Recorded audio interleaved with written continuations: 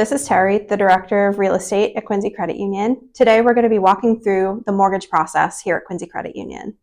So the first question that I have is, how long before you start the process should we contact a lender? I would contact a mortgage lender 3 to 6 months prior to that point. You might only need the 3 months, but if there's any things we need to clear up or money that needs to be saved, we want the 6 months. What is the first thing that you do in the mortgage process? Okay.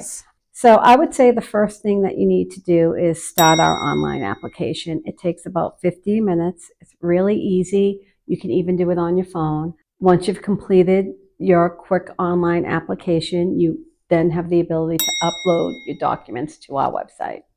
What documents will I need to upload during the process? Typically, we need 1 month worth of your recent pay stubs, 2 years of W-2s, and your most recent 2 months bank statements. And this is just the bank statements that you're using the funds from to purchase your property. So what happens after I submit the documents? After you submit the documents, you will hear from one of my mortgage specialists within 24 to 48 hours. And at that point, they'll call you and talk about your credit, your assets, your income, and kind of work with you to determine your budget, to determine how much you can afford. It's really important that even though you can afford a certain amount, you need to feel comfortable with that payment. Only you know your life choices. You know how often you go out to eat, if you like to vacation. You don't want to be house poor, and we want to make sure we get you in the right price bracket. So once you submit those documents and your team looks them over, then you get pre-approved. We would issue you a pre-qualification, and that's when you can actually go out confidently looking at houses. And then you can put in an offer. Yes. So what happens once my offer is accepted?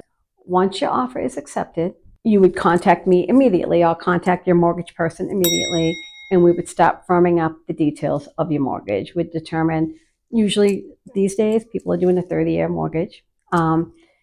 We'd lock in your rate, and then there's usually a 10-day period from the day that you have your accepted offer until you sign your purchase and sale agreement. So would I need to, at that point, have a home inspection?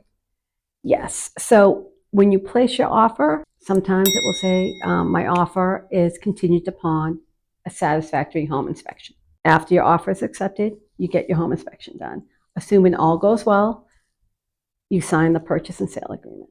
So at that point, do I have an attorney help me with the purchase and sales agreement? You don't have to, but I strongly recommend it. Yep. A purchase and sale agreement is a binding contract, and at that point, you're putting down usually 5% of the purchase price, which is significant. You want that money protected, and an attorney will work with you to protect it. There's also dates within the purchase and sale agreement: your mortgage contingency date, your closing date, the date that you have to have a full application in by, that need to be met, and you want to make sure that those dates are set where they need to be set. So once I've signed the purchase and sales agreement, what is the next step? We would order the appraisal. We would order the title work. We would work with you to get any documents, updated documents that we might need. Your earnest money deposit that you put down when you sign the purchase and sale agreement, we have to wait for that to clear. So there's a few things we're still waiting on from you, but stuff you can't really control. You hopefully at this point given me everything I need. Yeah. Once we get the appraisal back, typically that's when we go to commitment. So you'll get your mortgage commitment. Once we have the appraisal and we know that the value is there, you're paying, not paying more than what the property is worth. Then you have a house. You have your mortgage commitment, but you don't have your clear to close yet. Okay. So we're still waiting for the title work to come back from the attorney. Typically, that's not an issue. We just have to wait for it because we can't control that. But we get that back, and then you have your clear to close. Okay. And then you have a house. Yes. Okay. Thank you so much, Terry. That was really helpful. You're welcome.